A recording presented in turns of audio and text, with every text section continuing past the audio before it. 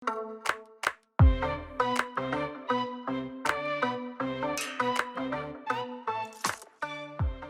everyone, I hope all of you are doing well and welcome back to Kayan Al-Bashar, where today we basically watch a miracle happen because I not only finished the Siberian Tiger Habitat, but I also built and finished another habitat in today's video. So that's basically, let's say, a 1 in a million chance of me ever doing that. But miraculously today is the day, because it happened. I built 2 habitats in one video. Or at least I finished one and built another one completely. So I will get to the second habitat when we get to it, but for the indoor section of the Siberian Tiger Habitat. So I did need to basically, well, rip the indoor section completely out of the cave that it was in, because lighting that cave didn't work, and otherwise, even if I try to lighten up the recording, you guys would just have a black screen. But this is really the habitat that I just postponed for the longest period of time. I think by now 3 videos I basically just was like, let's not approach that. I did have the idea of like what I wanted to build, but I did not know like how can I make this work. And then I gave myself the ultimatum in the last video of like, I really need to finish it today, or at least I need to actually start building on it, instead of like trying to move around it until eventually I know where to go. Which basically resulted in me staring blankly at my screen for 20 minutes and then finally inspiration hit me, or at least the idea of how to do it.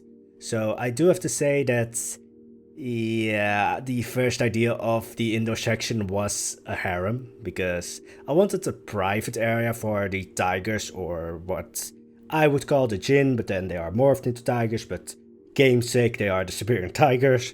But yeah, the first idea was a harem, and I kind of dropped that halfway through because I just see the Jinn as not really human slash mortal beings, so I don't think that would completely work. Also, I just, well, it's a temple area, so I wanted to also have that, and that kind of clashed with each other.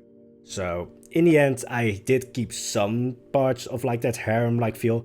Mainly later on I will build some curtains. I basically try to shield the guests from the Siberian tigers, which miraculously the tigers don't jump at the guest. There used to be actually a glass fence or glass barrier in between the two of them, where you right now see the pillars on the balcony. That's where the glass fence or barrier was. However, I could remove it because the Siberian tigers just didn't jump. Or at least they didn't see the small little ledge as traversable, which weird because at the beta or in the beta I built a Bengal tiger habitat and he was very jumpy, let's say that. Also, I'm sad to say that I forgot to hit record when I built the mosaic for the pool area, and I wanted to have that pool in there just because you always have something very mundane looking, but that's somehow the source of all magic. And I'm not saying that this pool is the source of all magic in Kayan Al-Bashar, it just holds, let's say, special significance to the Jinn. And here we finally built those curtains which I talked about. I also fenced it off a little bit because I was still afraid that the Siberian tigers would actually, actually eat the guests. In the end, this was really not necessary. You see me actually try to build one of those windows that I used to build, but yeah, it was not necessary and it just blocked the view, so eventually I dropped that. But I really like this area. Sad to say though, this area really does not work at day, because later on we will do a lot of lighting, but as I said before, lighting in daytime just doesn't work, or at least even if it's in a cave. Well, in Plant Coaster when it was in a cave it would actually light up.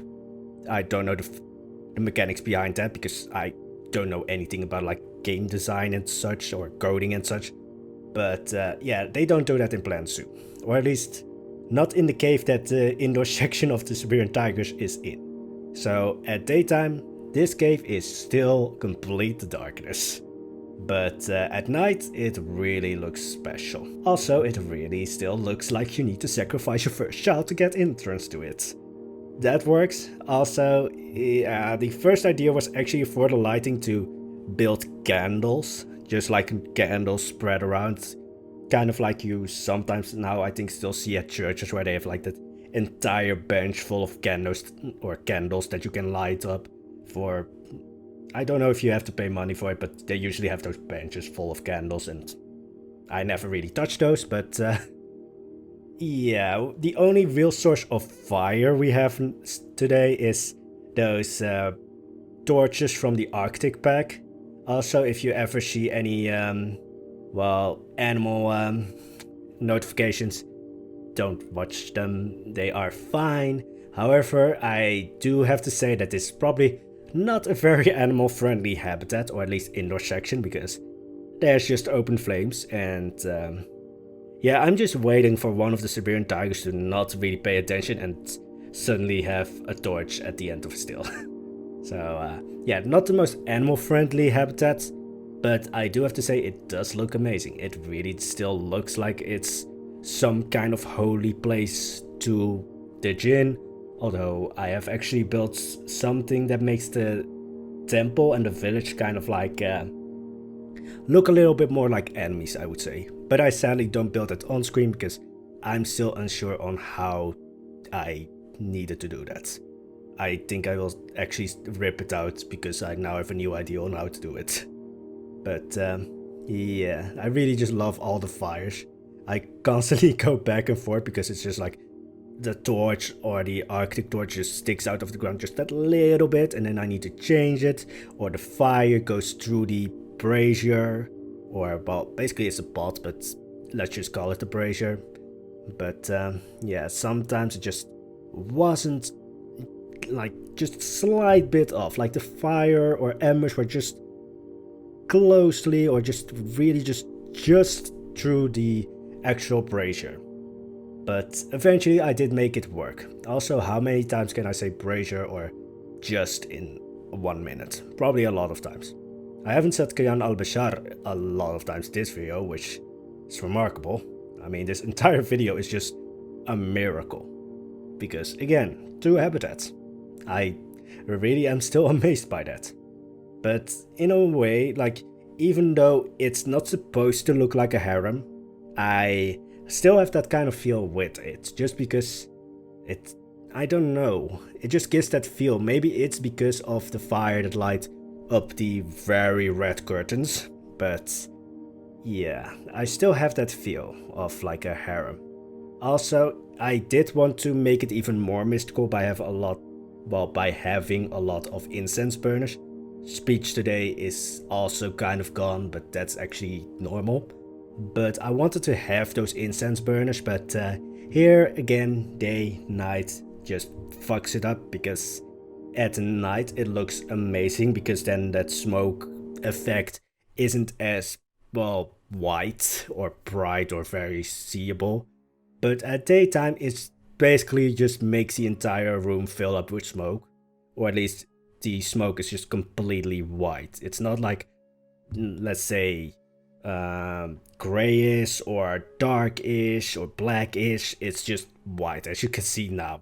And I wanted to somehow make that work, but in the end I just dropped it and just have the incense burner still, but there's no actual smoke coming from it, which in a way makes me sad, but it had to be done, because otherwise, yeah, just imagine 8, well, not even 8, let's say 20, not 20, I'm exaggerating now, 15 of those things. So that will be 15 smoke effects, 15 times that white plume of smoke wouldn't work, made the whole room look really strange.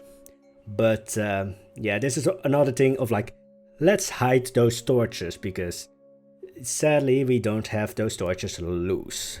So basically that's why they're, well, that's why there are all those pots, I would say. Also, again, went back in with the talismans, just because mystical talismans usually, well, let's say in any kind of role-playing game, those usually give you some kinds of stats. I don't know which these ones would give. Maybe some kind of defense against tigers, because let's face it, if you get close enough to get one of these talismans, you're probably in the stomach of one of the Jinn or tigers.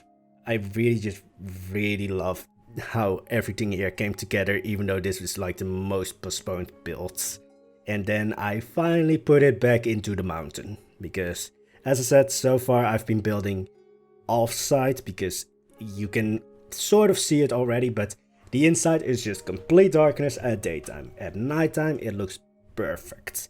And you will see that in the after video views, because let's face it, today again is a miracle video, so I needed to have those after video views, because not only do we finish this habitat, which I've postponed for too long, but we built a second habitat. I feel so proud right now. Also, I'm very tired right now again, because yeah, building a habitat, especially if you finish it in one day, kinda tires you. Or at least it tires me, because I'm not really a habitat builder. I somehow sometimes just get the inspiration to build something like that.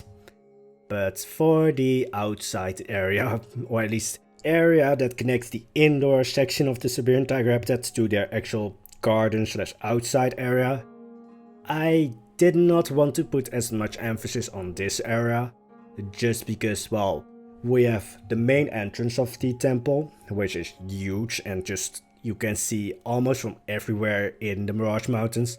And then you have the actual Petra entrance/entrance to the gardens of the temple.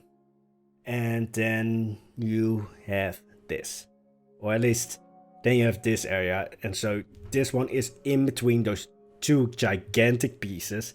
So if I need or wanted to make this as large as those, then it would kind of just blend everything out, because then it's just one wave of just massive detailed buildings.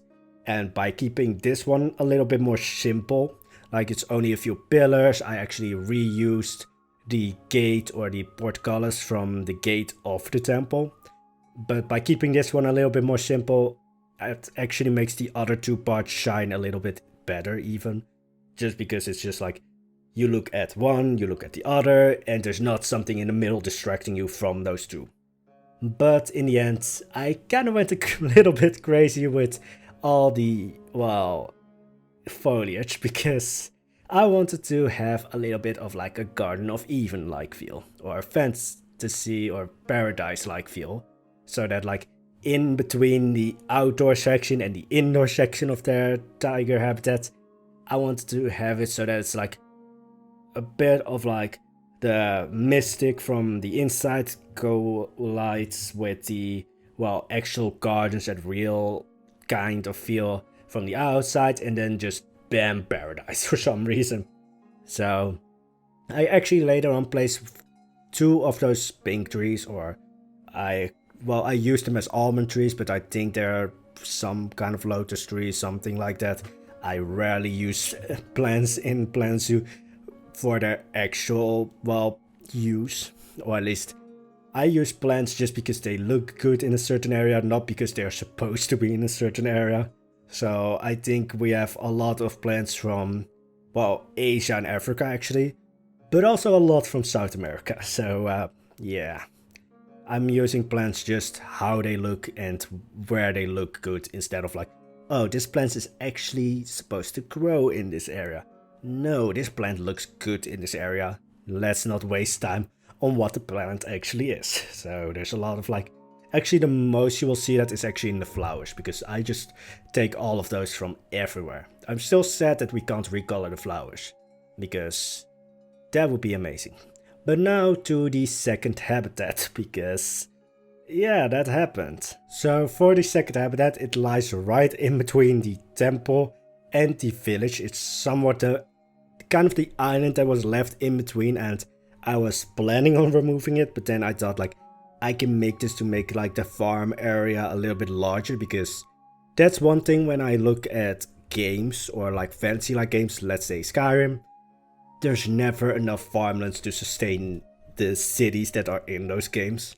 Like let's say Whiterun, I think, yeah, Whiterun, that place needs to be filled with farms to sustain. Well, it's actually not a city, it's more like a village with kind of broken down walls, thinking of the size of the actual city in brackets, because again, it's not a real city. But I wanted to have that more real feel with Kayan Al-Bashar.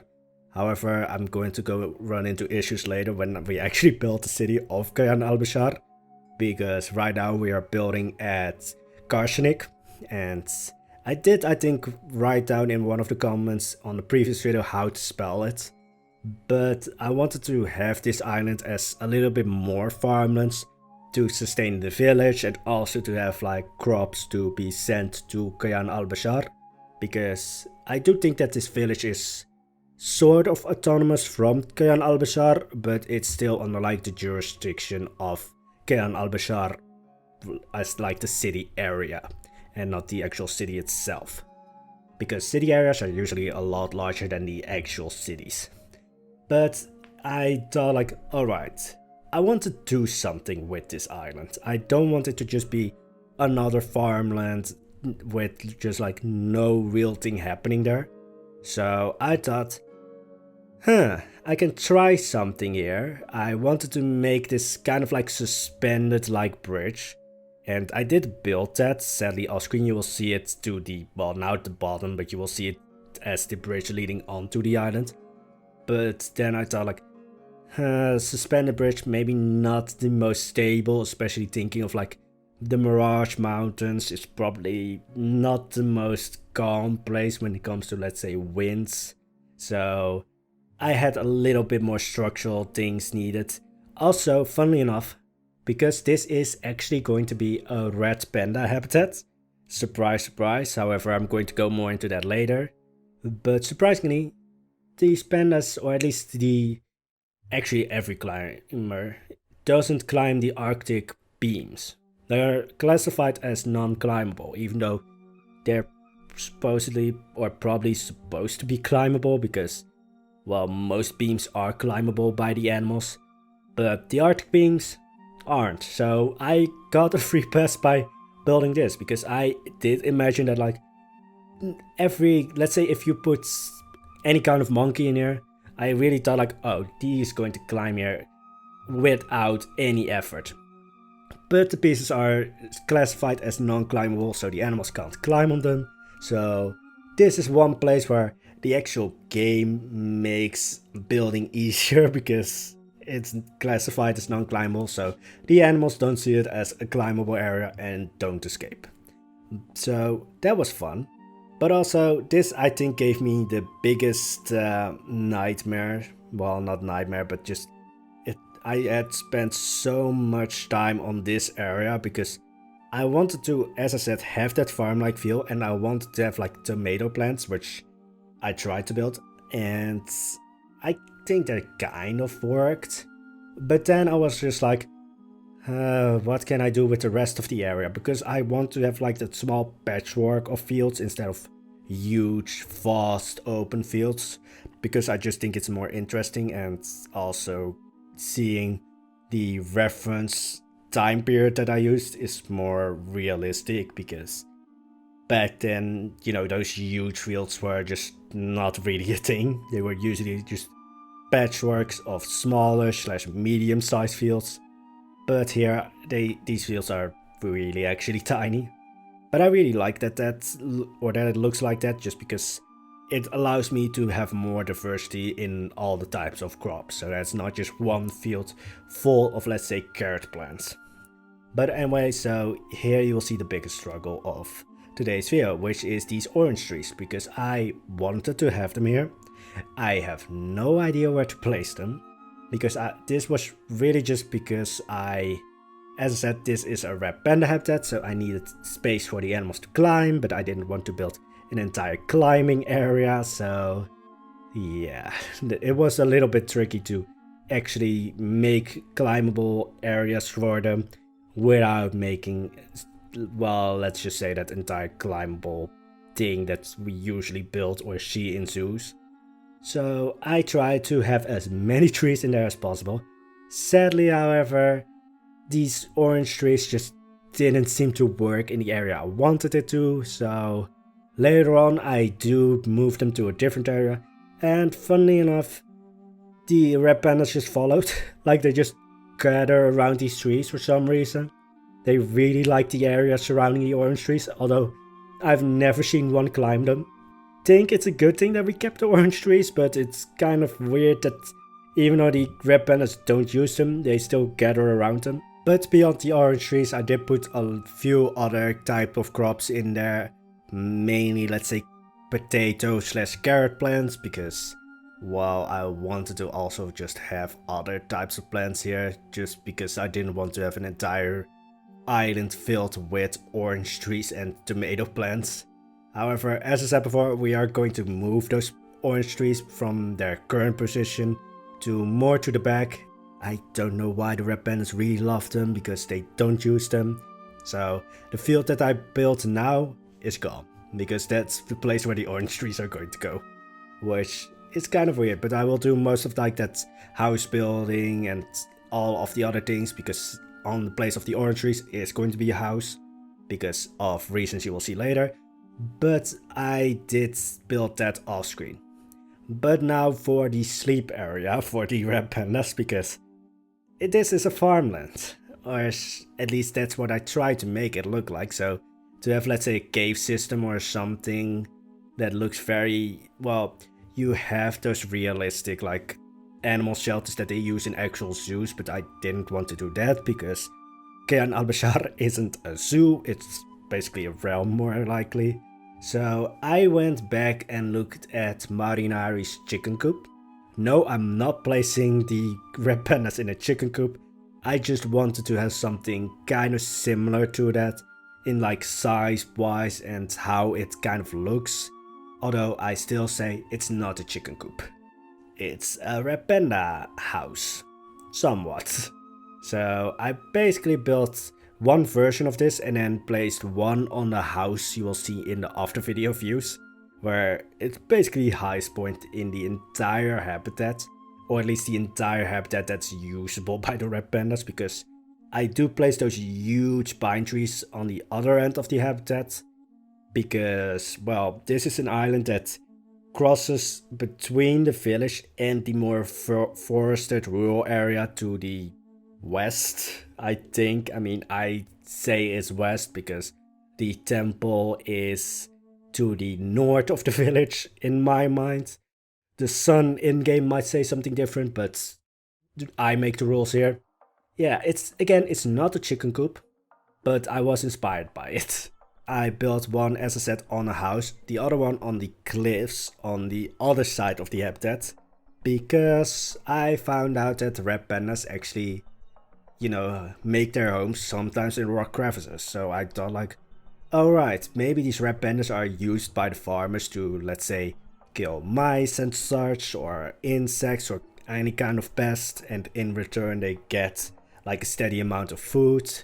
And then I just thought, alright, maybe the farmers in some way have not completely tamed them. Like, that's one thing I wanted to avoid. I didn't want to have tame red pandas running around.